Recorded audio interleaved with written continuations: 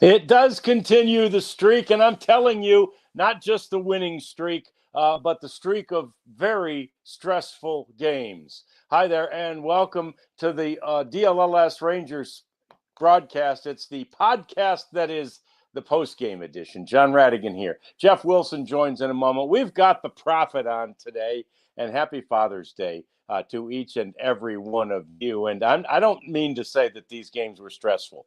But over the course of the last, like Friday, I had a full head of brown hair. Okay, not really. You know better. But I swear it could have turned a brown head gray this weekend. The Rangers, of course, had the bullpen game on Friday. They win it 3-1. Their first extra innings game of the season yesterday. They win it 5-4. And then, of course, the 2-1 victory today with a bullpen that was just absolutely on fumes, and they win that. That's called a sweep. That's called 4 wins in a row. That's 7 wins in the last 8 games. That's 3 straight series wins. You'd say that the Rangers are on a bit of a roll right now, and that's an awfully nice thing. I mean, the way things were going from the middle of May until the early part of June, things weren't looking great, but they are headed in the right direction now, despite a seeming lack of scoring against a White Sox pitching staff. And we can talk more about that momentarily. Jeff joins us soon as he will tell us what he's heard in the clubhouse down there after this sweep. But the Rangers do get it done today. And the story of the game, the hero of the game, and there are many, but the main one has to be Kumar Rocker. He came up, got called up, and did exactly what he needed to do for this team. Mike Bassick said at the beginning of the game, he's got to get 15 outs. He got 15 outs for this team. It was tough. You know, in that final inning, he had to down 3 different bottles, little vials almost, but they're actually bottles. They're packaged that way. Bottles of pickle juice in order to alleviate the cramping that was going on. It was a hot and humid day, even in a stadium that is climate controlled, with the nerves going, with a huge crowd on hand, and then, you know, with the opposing team being a bunch of major league hitters. Kumar Rocker got hot. He got sweaty. He got cramped up, but he got it done.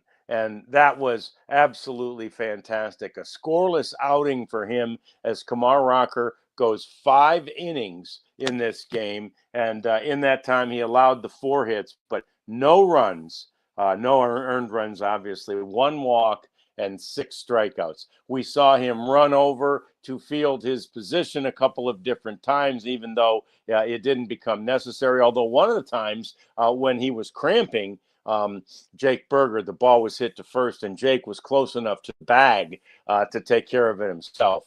But Kumar was on the way. He was doing the things, some of the things that were bedeviling him prior to being sent down. Chris Young said before the game, look, in our perfect world, we wouldn't be calling him up yet, but the injury to Tyler Mahle has necessitated this. So Tyler Mahle is going to go on the 15-day disabled list effective today, and that meant that that allowed for Kumar Rocker to come back, because once you've been sent down, you have to be down there for at least 10 days unless there's an injury. And of course, in this case, there was, and that was the way the Rangers were able to bring Kumar Rocker back. Gerson Garabito was let go today. And so we'll talk to Jeff about that. There's going to be nobody happier about that than Jeff. He's been calling for that for a long time. So there was a plethora of moves prior to this game to get this team set. And so if you look at the sweep of the White Sox and say, whatever, it's just the White Sox, you have to factor all of those things in. Essentially, you had a bullpen game. Then you had the bullpen, because you went 11 innings yesterday, taxed way more than it was expected to be on the day that, Jacob deGrom was pitching. You had to use a lot of the bullpen yesterday. And then today, the second hero of this game was Luke Jackson. Luke Jackson coming in there on 3 straight days, and basically nothing was biting. He didn't have the normal break on his curveball. His slider wasn't biting. His velo was down. He had to get the bottom third of the White Sox order with location, location, location. And he did it. He got it done. A fantastic, fantastic victory. I saw his interview after the game with Laura Stickles, and he was talking about how all the guys that pitched today were dogs. He said they're dogs. He's a dog too. Dog's a good thing, by the way. And he's a dog too, and it should and does feel very happy about what happened here this afternoon at Globe Life Field. It was a great way to celebrate a series sweep. The Rangers definitely wanted to do that, and you do have to give credit to Will Venable and the Chicago White Sox, because they made this difficult on the Rangers. In some cases, yesterday, the Rangers made it difficult on themselves with 2 blown saves.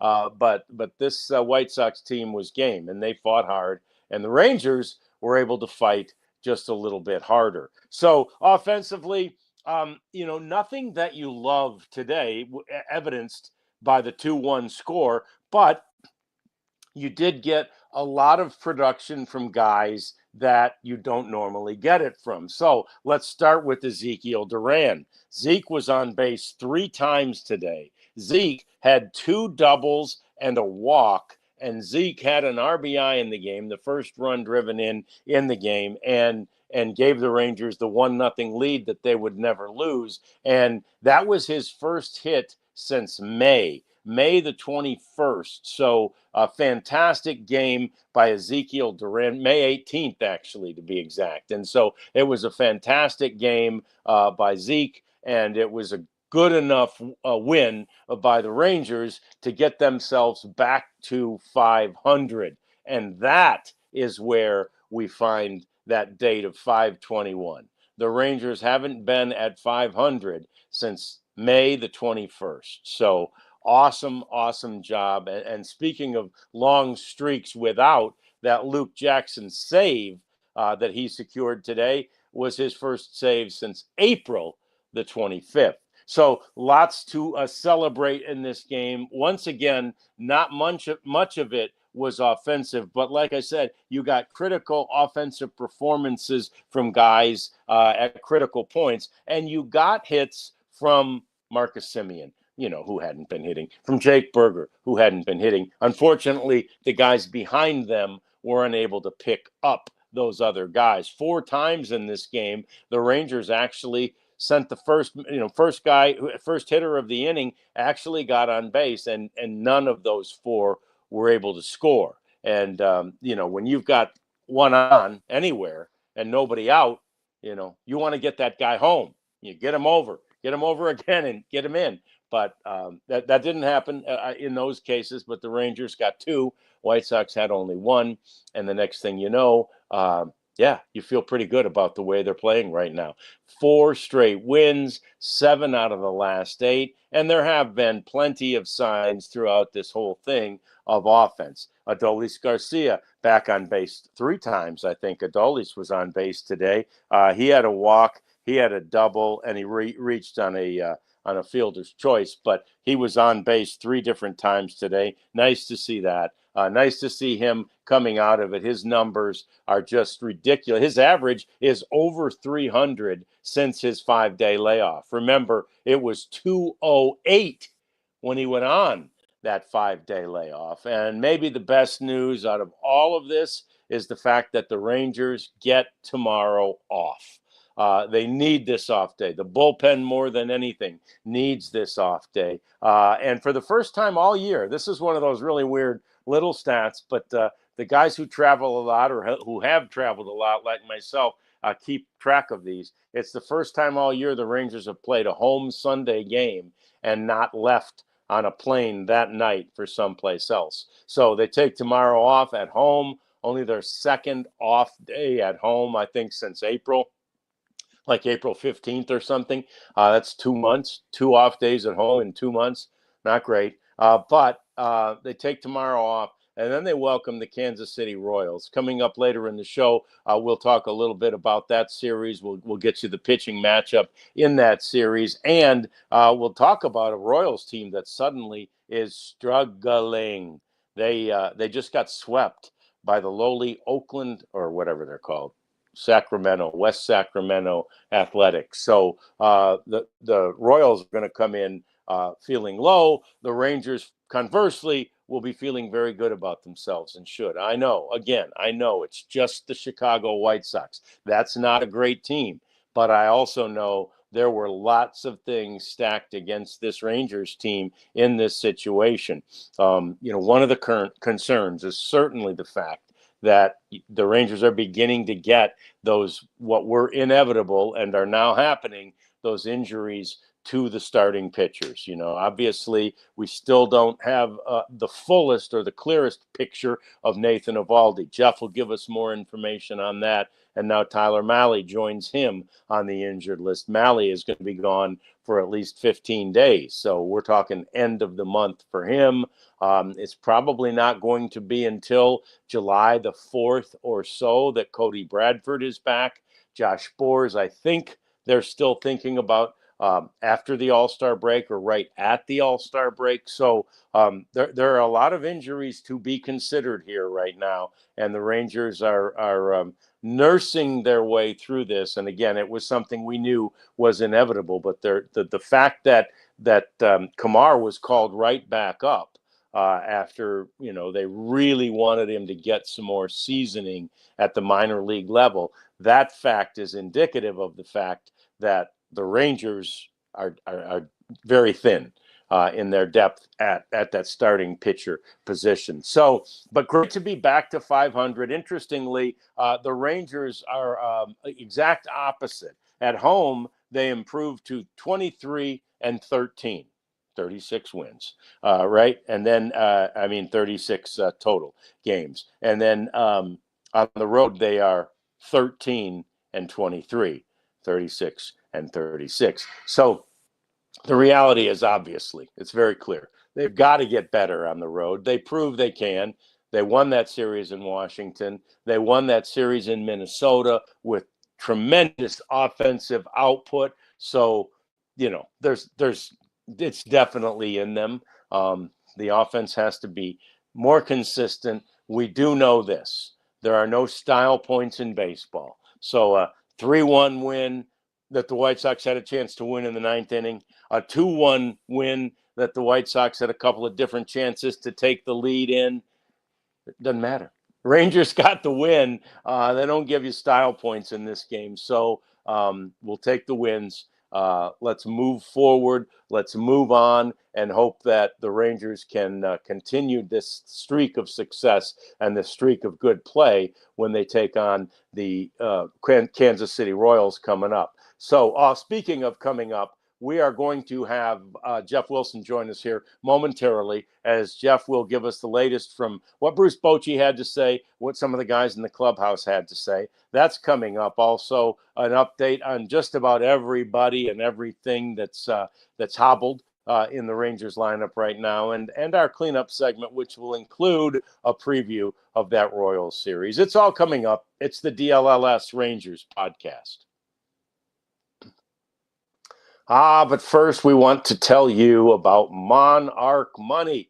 Monarch Money is your friend. Believe me, you need Monarch Money, especially this time of year. I think it's easier when you've got lots of outside activities, right?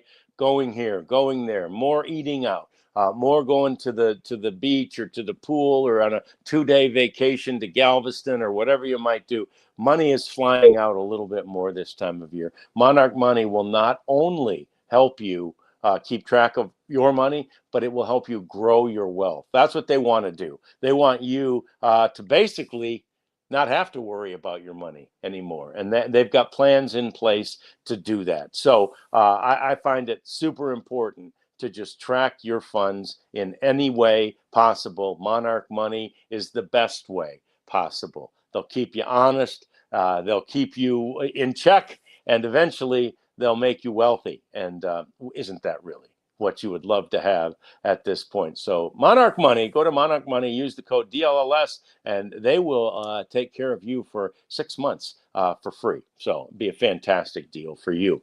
Also, I was out at the ballpark on Friday, and we've talked about this before, but somebody in the the gangbang, we call it, the group interview session of Bruce Bochy, they needed their Mando. I think I might start carrying around that little pack of Mando wipes that I have, and just tell somebody, put the use a couple of these under the armpits before the next time we have one of these. Anyway, it's a fantastic product that will help you in those situations. We encourage you to go to mando.com and use the code DLLS, and you will get $5 off the starter pack, which gives you everything that you see on the screen if you're watching along on YouTube. But suffice to say, if you're not, it's everything you need to smell great, feel clean, and we encourage you to go to mando.com. All right, so the Rangers, like we say, 36-36 on the season. And this is a fantastic way to celebrate Father's Day with a victory, Jeff. Now, I've been kind of saying to everybody, hey, it's it's just the White Sox. Oh, what? Hey, there aren't style points, man. They swept them, right? A 3-1 game, a 2-1 game. There were a lot of subplots for the Rangers too. This was a good sweep. I think anybody would take 3 close wins over 2 blowout wins and a loss. This is 3 wins. Who cares? You play the schedule in front of you. You try to win the games that are ahead of you, and the Rangers did that. And yeah, it took a little more than maybe you were expecting, but especially Saturday, the White Sox did everything in their power to give the Rangers their game, and the Rangers in turn did everything in their power to not win it, but they did win it. So, hey, 3-0. 4 straight wins, 7 of 8. They're back at 500. They're a half game out of the wild card standings. This is when the Rangers were supposed to get healthy. This series. Now the Royals series will be a little tougher, but they're struggling right now. The Royals are 100% struggling. And you go to Pittsburgh and Baltimore, you think, okay, those are probably last place teams, have a chance to do some good there. This is a big stretch, and it's a story I just wrote. I didn't even mention the schedule, but just kind of where the team is. Everybody feels like this is trending the right way, even though the pitching staff is dealing with some injuries right now. The bullpen's worn out. The offense, despite scoring twice today, has been terrific the last 9 or 10 games.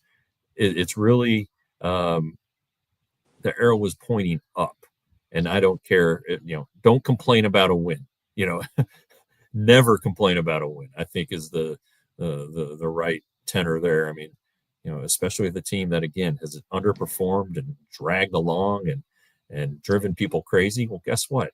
They're back to even Steven. They have a chance to kind of take off here. And so that's my takeaway from the series. As far as today, Bruce Bochy commended the bullpen for what they did. I think we've seen Cole Winn, probably not the role the Rangers envisioned when they drafted him. Right. Or even after the 2022 season, but he's getting big outs. That was a big performance today. The bullpen is out of juice. They had nothing today, and for them to prevail in this one with a guy who some people thought was a bust as a draft pick, with Luke Jackson. Who some people might also say was a Rangers draft bust, but guess what? They got 9 big outs or 8 big outs, and the Rangers ended up winning the ball game. So hats off to the bullpen. Kumar Rocker, was pretty good. I'd like to see it against a better lineup. I don't know that he got out a bunch of major league hitters today, if I'm being perfectly honest, but he got out the batters he had to get out. He fought through the cramping issue. Turns out he had 5 total pickle juice shots there, because he had 2 when the Rangers batted in the 4th, and then he had 3 on the mound. He just wasn't able to shake the cramping, and it's something that he had to leave a start earlier this year because of hand cramps, and he said at the time that he'd had too many power drinks, not power drinks, energy drinks, and so he needs to find something, because you could tell he was working hard. The powder blue shirt suddenly was a darker hue of shirt as it was soaked with his sweat. It's a big man out there, and it's 74 degrees inside here, and he's sweating like it was 100. So that's something that he needs to work on. But overall, he did things better today. Didn't have a ton of base runners, but he held them better. He got over to first base on a play with the cramping, adding injury to insult, but he got over there. So, I don't want to get too excited about it just because, again, it was the White Sox. However, I think that he's got a chance to hold down a rotation spot, because the Rangers are really kind of in no man's land. I talked afterwards to Nathan Eovaldi. I need to update my story, but he's going to throw a bullpen this week. He's going to throw live batting practice Saturday at Pittsburgh, or at least that's what he says the plan is. Chris Young kind of differed and said that Eovaldi was going to throw live batting practice next, so we'll have to see how that goes. But it may not be until the Baltimore series now when Eovaldi returns. But we'll see. Maybe it does change. Maybe he feels great, and they just say, the hell with it, let's throw live and get him back for Pittsburgh. But in any event, there are a couple opportunities here for Kumar Rocker to maybe grab a little bit of a foothold, at least until Malley or Cody Bradford comes back. Sure. Let's get back, if we could, Prophet, to that I Love Misty, the Leon super chat there. We appreciate you so much, Leon, as always by the channel and always supporting us. And the question Leon's wanting us to address here, Jeff, is why didn't media outlets report Adolis' walk-off was his 6th with the Rangers? Sure, it was his 6th regular season walk-off, but he also had game 1 of the 2023, so 7 combined. We weren't reporting it yesterday, so sometimes though, you do see those statistics and don't realize that they are only regular season statistics, right? Correct. And the game notes today, 6 walk-off hits, tied for 9th in Rangers history, second most since 2021. These totals do not include his walk-off homer in the 2023 World Series Game 1 versus Arizona. So there you go. There's your answer. Yep, there you go. But we always appreciate you, Leon, very much. So thanks for hanging out with us. And that was in some ways, Jeff, as bad as that, I felt terrible about that game overall, except the end, right? And I shouldn't say that. The ground part was fine. But then things just kept going, and you knew the bullpen was getting taxed. But then you loved the way it ended, and you sure were hoping for a little bit of. And I know momentum's only as good as the next day's starting pitcher, but still, you were hoping for a little bit more of maybe some momentum carried through from that one to this game today. Yeah, I don't. You're right, and Aaron Savali, I wouldn't call him a great starting pitcher by any stretch, and especially with the ordeal he's been through in the last week, where he demanded or asked for a trade from the Brewers, and they're like, "Okay, we'll just send you over to the White Sox. Take that, you son of a bitch." Be careful what you wish for. Yeah. So, but he, his velocity seems down to me, from what I remember it. And I mean, it's entirely possible to have him confused with other bygone Tampa Bay Rays starters, but uh, it was effective enough, I guess. And the lineup with Duran, who had a great game. Yeah. A little bit watered down, maybe trying to give Josh Young a mental break. Berger, it was good to see that hit that he had there in the eighth, because he'd had a rough go this weekend, and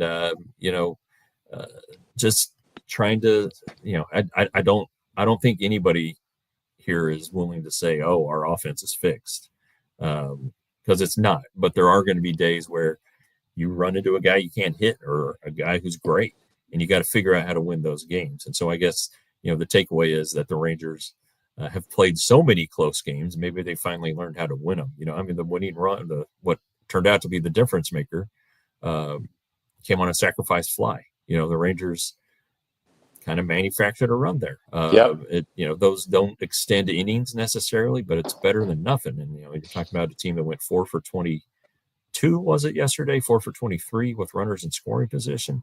Yeah. Which is just a shocking number. But they still managed to win the game.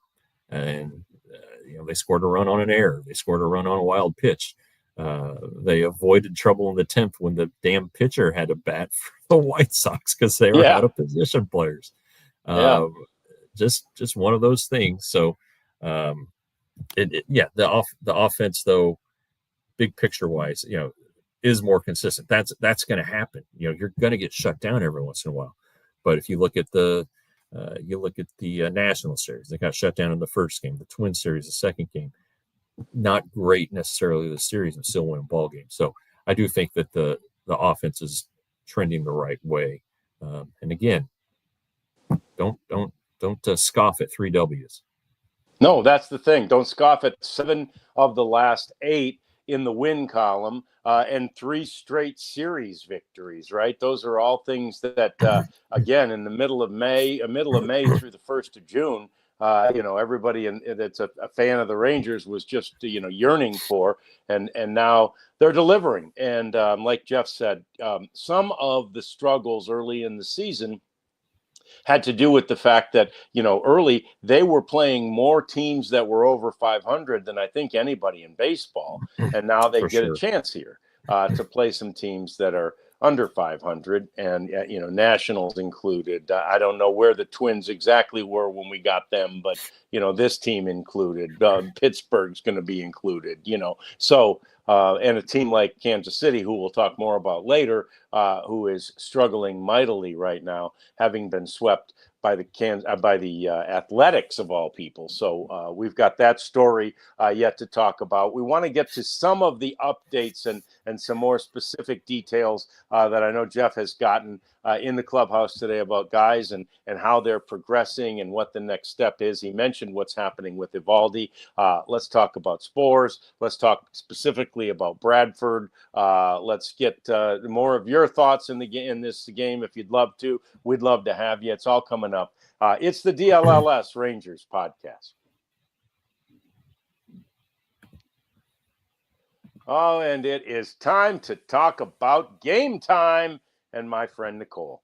So many beautiful concerts that are coming to the area right now, and we encourage you to go to Game Time and get tickets. Now, that said, the first thing, the lead on the Game Time app right now is the Rangers Royals series, and you can still get tickets. You can get tickets for the Wednesday game, it says here, for $26. So there's all kinds of deals there. The thing about Game Time is they're guaranteed, right? There's so many fewer fees. There's hardly any fees involved, and you will have the opportunity to find your seat that you want, right? They give you this map, and you can see exactly where the seat is. And again, doesn't matter quite as much at Globe Life Field as it did at Globe Life Park, because you knew, if you'd ever been there before, that there were some seats in the sun at certain times of the day. Don't have to worry about that too much here, but you still like to know where you're sitting. Game Time. Go to the app. Use the code DLLS, $20 off your first purchase with the best secondary market ticket app out there. Yeah, and go ahead and take the money you're saving there and head over to Saturday Neon. Our friends, who are the college buddies who started this, a neon sign company, but it's not just the old gas signs that get hot and burn you when you touch them and are fragile and easy to break. These are LED neon signs, so they're durable, they last forever. They're easy to handle when they're on. It's not hot, and they're cheap. Yeah. $75. And Saturday Neon has partnered with around 50 Division One programs in college sports. A lot of them in our area, a lot of them in the Big 12. So they'll even make you one if you want to have one custom made. They'll do that for you. So they're our friends. They can be your friend for your man space or man cave, whatever they're called, or just your office or bar area. Maybe you want one in the bedroom, whatever. I'm not going to judge. Anyway, SaturdayNeon.com. Use the code DLLS. You get 10% off. All right, so some of these pitching injuries, Jeff, and we knew they were inevitable, and they've begun to come. Nathan Eovaldi, I think it was you and I remember it was the day we were talking to John Gray, and I said, well, it's not if, but when guys start to get hurt. And then that night, Nathan was pitching, and I'll be darned, I wasn't trying to jinx him, but apparently I had. He hasn't been able to come back yet. Now we have the news on Tyler Mahle, which was, we pretty much knew was coming as of yesterday, but it was sort of the lead of today, this roster move, rocker for Mahle. So what's the expectation here? This shoulder fatigue has put him on the injured list, I think 3 or 4 different times already in his career. Yeah, it's a different injury from what he had last year. Last year, it turned out to be a stress reaction, which is, essentially a stress fracture in his shoulder. And so this is entirely different. Chris Young said fatigue, and he said a little bit of an impingement. All right, so you have an impingement. That's what Kamar Rocker had earlier this year after the start with at Sacramento. All right, that took him 5 weeks. The Rangers hope this isn't quite like that, but they're just going to wait for it to get out. It's got to, whatever it is, has to be gone before it resumes throwing. One person told me it would be more than 15 days that he's out. So I think while they hope it's the minimum, I think they are braced for more than that. And the kind of the old rule of thumb is for every day you're down, that's how many days it takes for you to rebuild. So if he's down 15, you add 15, that's 30. That kind of puts you right around the All-Star break. So hopefully it's sooner than that. But in the meantime, Cody Bradford is expected back in early July. Gray's going to be more like late July, early August. So, you're going to, in theory, get Bradford back.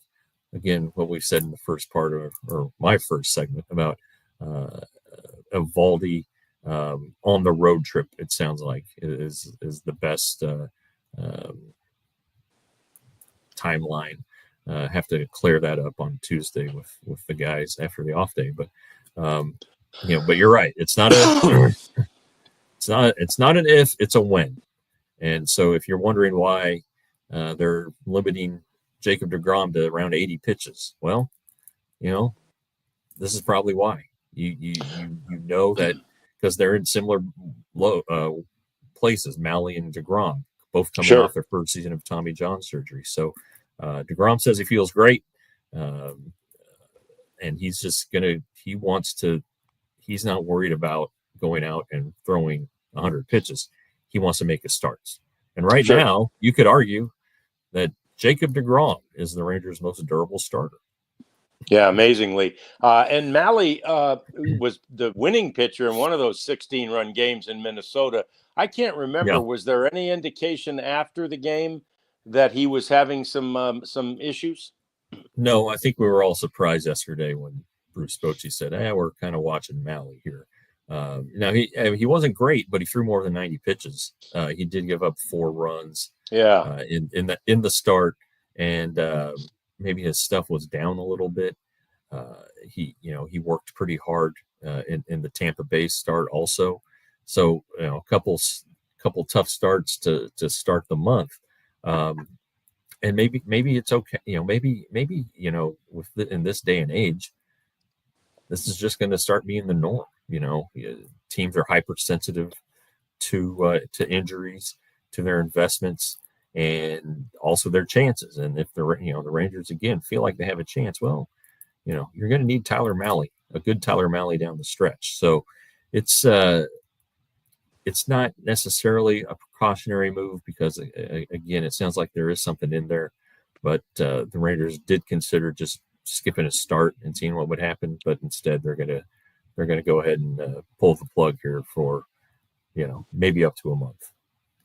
So Cody Bradford was throwing pitches in sort of one of those simulation type games to Osuna and to Ezekiel Duran yesterday, and how do he come out of that? How do you feel today? What's going on there? Yeah, said all's good. The next thing should be a rehab start. They want to get him to 5 innings. They think they can do it by the 4th of July. So, but you got to start soon. You can't take much longer. And with the team headed out of town next weekend, there wouldn't be a lot of opportunities for him to throw live batting practice anyway. So maybe they could do it again. Maybe use a live batting practice to replace a rehab start. But he's headed the right way. He should be back pretty soon here. And again, he doesn't feel any discomfort with the elbow after throwing fastballs and changeups and his curveballs and sliders. So that seems like it's on the right track. And he's also announced, I think yesterday, or his wife did, that they're going to be parents. They're going to have their first kid coming. So yeah, maybe he's got a little more to pitch for now. I don't know. Absolutely, 100%. And if I read correctly, Josh Boers also threw to those two guys yesterday. He did. Not as many pitches as Cody threw. It was just 1 inning, and the shape of the pitches, everything looks good.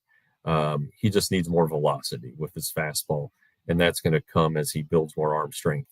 And also, Mike Maddox pointed out to me, adrenaline, getting back into games, will add a mile per hour or two. So he's a little further away, but I think a rehab assignment isn't too far off. He probably has a few more lives to throw before then departing on what probably will be a little bit longer of an assignment, just to make sure he gets the outings and again is building that velocity. But he's also made to the point where he's going to have to learn how to pitch with it.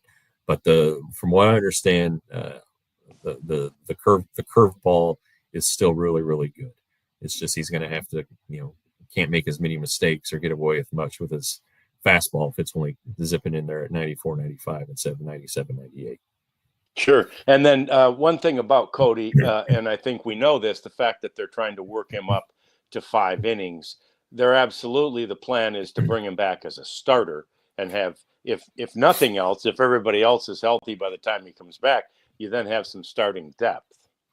Yeah, well, exactly. That he will be able to make a spot start even if he is sent to the bullpen. You're kind of looking at things here the next couple of weeks, and if he does come back, it would seem like Rocker would be the guy who he would replace if Rocker is sputtering at all, or if he can't duplicate what he did today. Because the other guys haven't done anything to deserve being dropped from the rotation. Obviously you're not going to get rid of DeGrom. Evaldi, if he's healthy, is in the rotation. And then Leiter's been fine. Patrick Corbin, of course, has been fantastic. Relative to expectations, he's been amazing. And so you have some guys there who have earned the right to maintain their spot.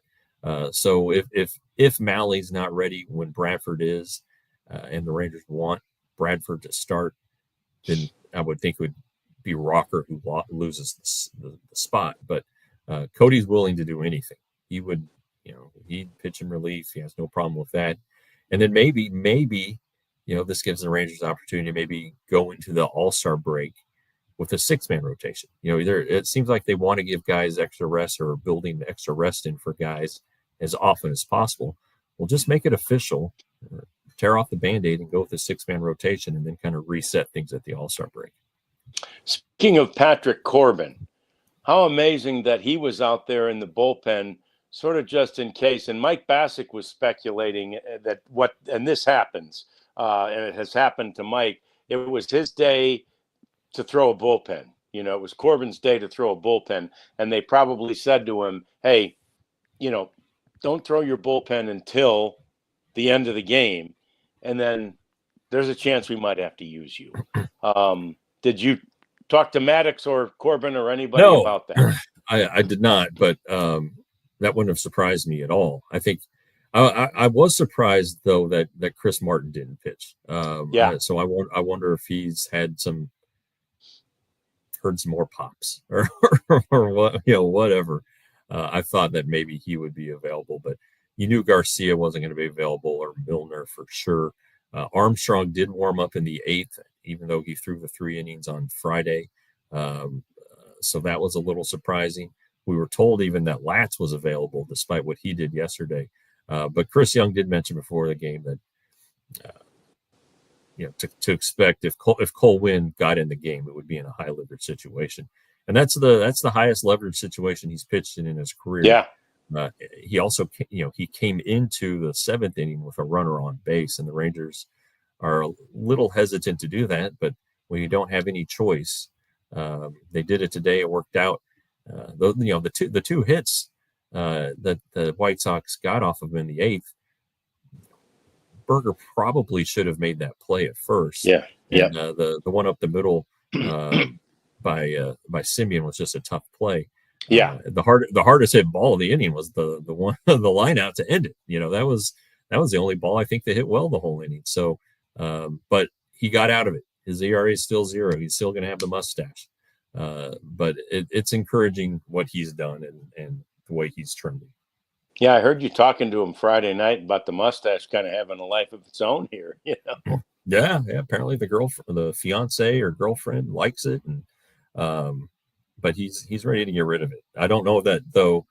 He wants to give up a run to do that. He's perfectly fine keeping it as long as he's not giving up any runs. Yeah, I'd rather get one of them big old Wyatt Earp mustaches if he has to. Yeah, just there you go. Keep that ERA at 0. So that's fantastic. And they this bullpen on fumes to have come through like this, and Laura talked to Luke Jackson after the game, and of course, understandably, he was, super. Did you see it? Yeah. He was super excited, and he had a dog for everybody. Everybody's got a little dog in him. Well, hell, Luke Jackson's got a little dog in him too, doesn't he? He does, and I think Luke gets a bad rap. I think that he gave up the home run on opening day. I think that kind of set the tone, and then he was great, and then he gave up a lead at Oakland, and then he gave up the lead at Yankee Stadium,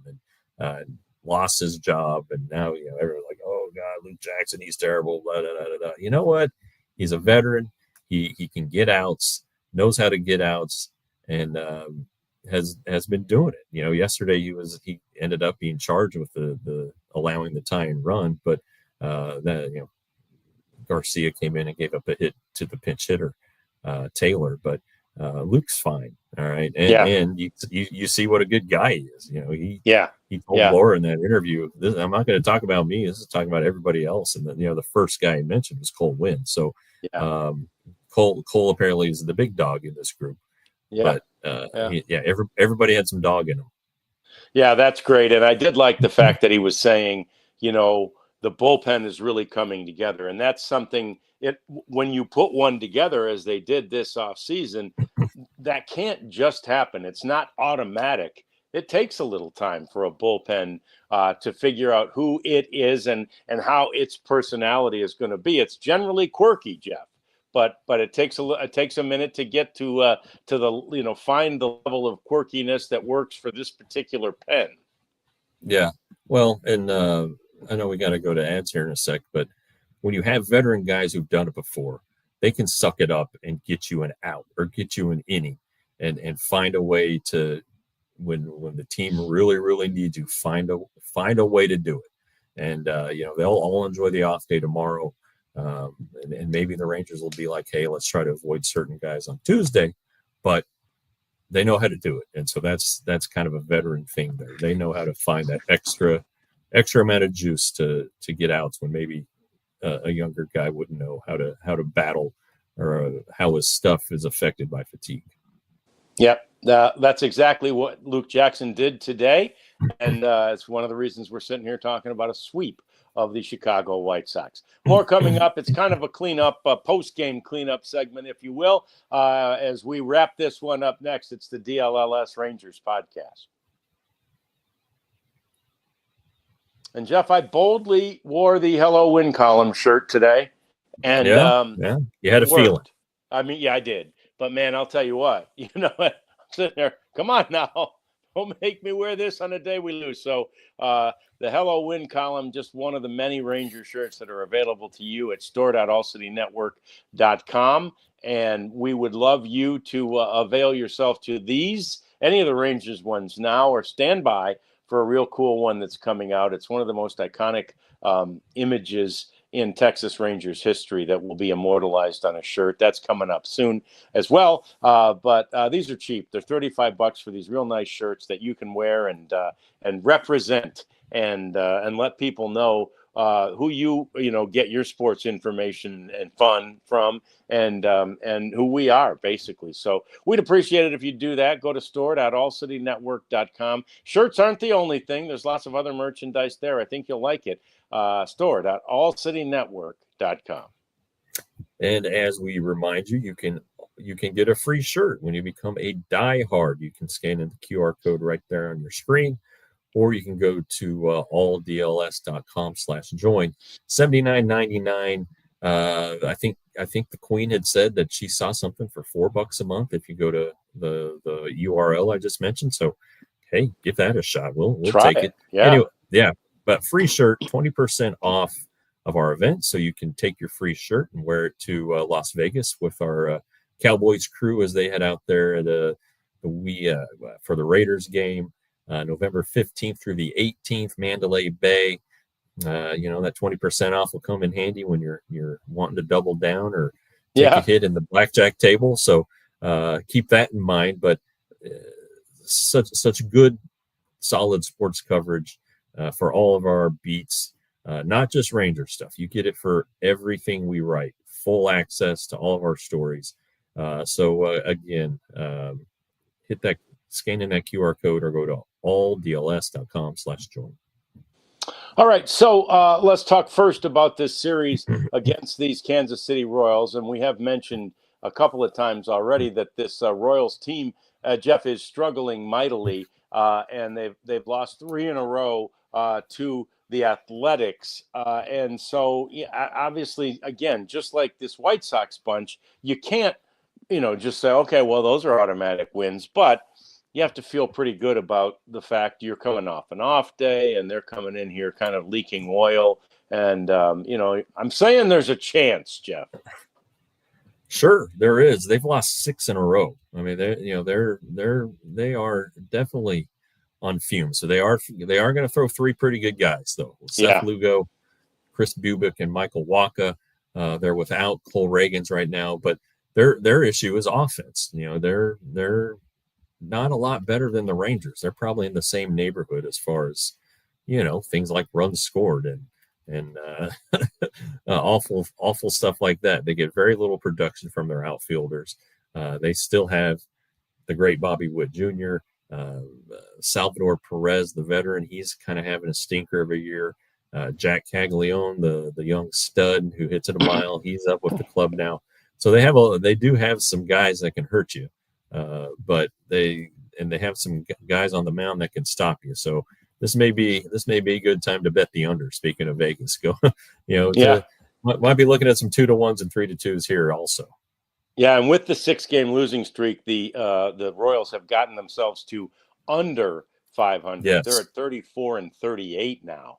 So they had Yes. been kind of flirting with that 500 mark in a division where in that American League Central, there was a time, of course, the White Sox, I don't think have ever been over 500, but there was a time for the first couple of months of the year where every team was over 500. So anyway, they're not there now, and they're 4 games under. So it's something you hope the Rangers can take advantage of. The reality is, if they get a series win, right? You just need to win 2 out of 3 at home Yeah. and split on the road, and you're going to have a really good season. Now that the Rangers are back to even, right, 36 and 36, that really needs to be more of the recipe. I did bring up, Jeff, the irony of their sort of the symmetrical nature of their records. They're 23 and 13 at home, the Rangers, 13 and 23 on the road.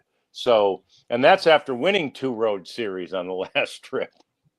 Well, I mean, hey, that adds up to 500, and Yeah, it does. uh, Yeah. it's kind of interesting. We had the opportunity to speak to Chris Young today, who debriefed us on some of the injury things, and also he had been on a national radio show, and that show tweeted out, well, Chris Young was just on talking about the Rangers at the trade deadline, and we'll be in there. So I asked him about it, and he seemed to think that he wasn't the one who generated the trade deadline talk, but if this is a big stretch for the Rangers right now. I mean, I've been mentioning it for about a week now. The trade deadline is 6 weeks away. You probably have about 5 weeks to get yourself in position to be a player there, and that you have the All-Star break, so you'll go 4 or 5 days without a game. So really, it's like 4 weeks. But they have some games here. They're a series they need to win, and put themselves, convince Chris Young that they need to be buyers at the deadline. And it's like, all right, so what are they going to buy? Well, you'd think a closer, but maybe a bat. I don't know, maybe a starter at this point. But he is very bullish on the team, and I think that's probably the best thing to take away from it. Is he still wants to believe, and if they're in position, he's going to be willing to do stuff to make sure that the Rangers improve for the final 2 months.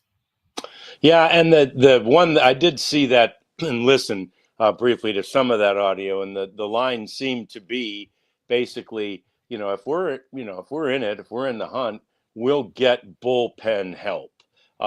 Is that what you were referencing with Chris? Is that what he was talking about?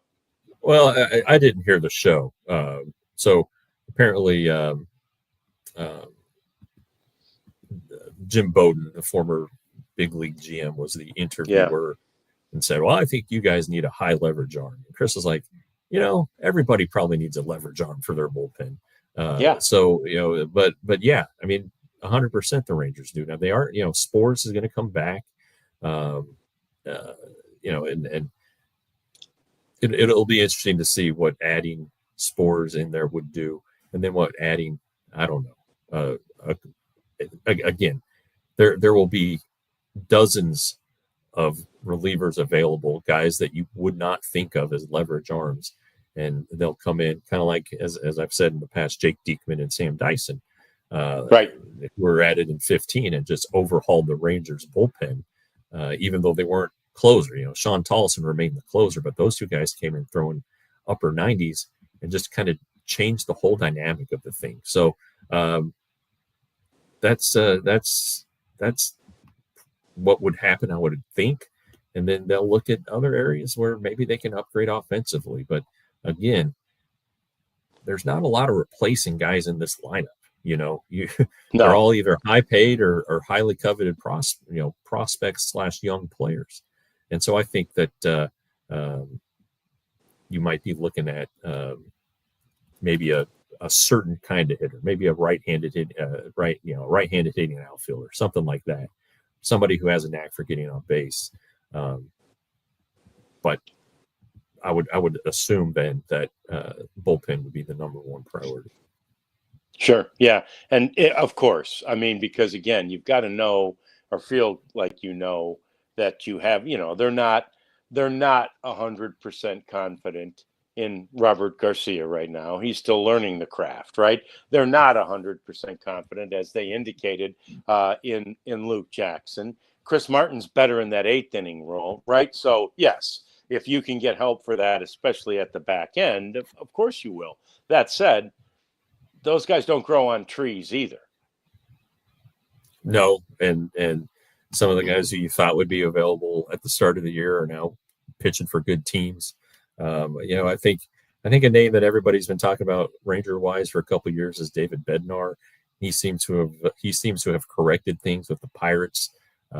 He's still their closer. They sent him down earlier in the years, but he's back and saving games, which few opportunities the Pirates present for him. But he's always a guy. If the Cardinals were to fall apart, then Helsley would be a guy. Again, it's you can find a guy on every team's roster. I mean, the dang White Sox have a couple guys that throw it pretty well. Who you might be interested in. So you see what happens here. But again, this next stretch, if the Rangers don't get going, if they continue to languish and are 4 or 5 games behind below 500, and maybe they have 6 teams in front of them in the wild card, and maybe the division lead is 6 or 7 games, then you kind of wonder, I don't know, but if they are a little bit closer, a little bit more in striking range, then I think you'll see the Rangers make some moves at the deadline. Yeah, and don't look now, but the Astros have also won 5 in a row. Right. And they're 41 and 30. I mean, they're 11 games over 500, and I guess that's 5.5 better than where the Rangers are right now. But Seattle's in second. But anyway, the point is, somehow, in some way, the Astros let all their high-priced guys go, and they're still figuring out a way to get it done. Yeah, and they've also played a pretty good schedule to this point. They've fared pretty well against teams above 500, and they just took care of the Twins this weekend after the Rangers took 2 out of 3. Well, the Astros went and swept them, so that's kind of a kick in the shorts. But the Rangers still have 10 games, I think, against the Astros. Yep. So that they have a couple series left against the Mariners. So there are opportunities in front of them to, vanquish their current conquerors, I guess. But it's not like they're great teams. The Astros might be playing well right now, but they have a lot of injuries in their rotation and are getting contributions from some guys who the league will probably figure out here.